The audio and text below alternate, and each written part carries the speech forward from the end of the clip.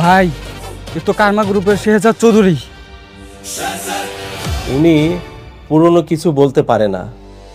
সহজ ভাষায় বলতে গেলে উনি স্মৃতিশক্তি হারিয়ে ফেলেছেন। শেহজাদ সব স্মৃতিশক্তি হারিয়ে ফেলেছে।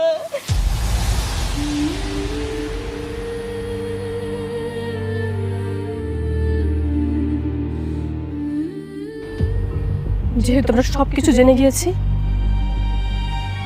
আমাকে প্ল্যান বিতে যেতে হবে মা।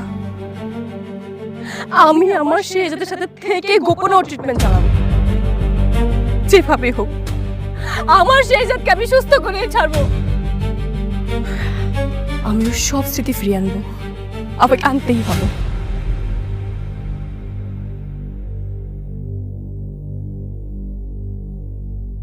গোলামের যত অতীত, তার অগাধ টাকা, অগাধ ক্ষমতা, সবই চাপা পড়ে আছে স্মৃতি হারানোর এই খেলায়।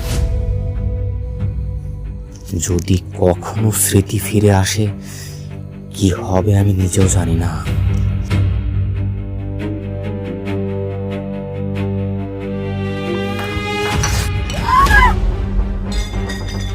কি করলি তুই এটা? চাকরের বাচ্চা, হ্যাঁ কি করলি তুই এটা? তুই জানিস আমার শাড়ির দাম কত? সরি আম্মা, আমি ইচ্ছা করে ফালাইনি, আমি হোঁচট খেয়ে পড়ে গেছি, আমার মাফ করে দেন মা। সরি?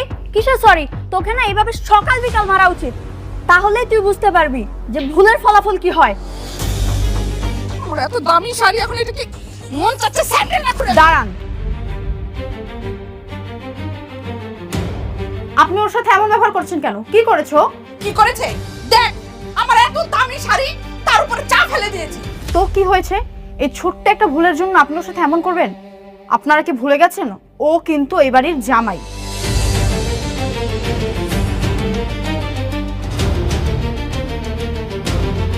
আজ ওর গায়ে হাত তুলেছেন, আমি কিচ্ছু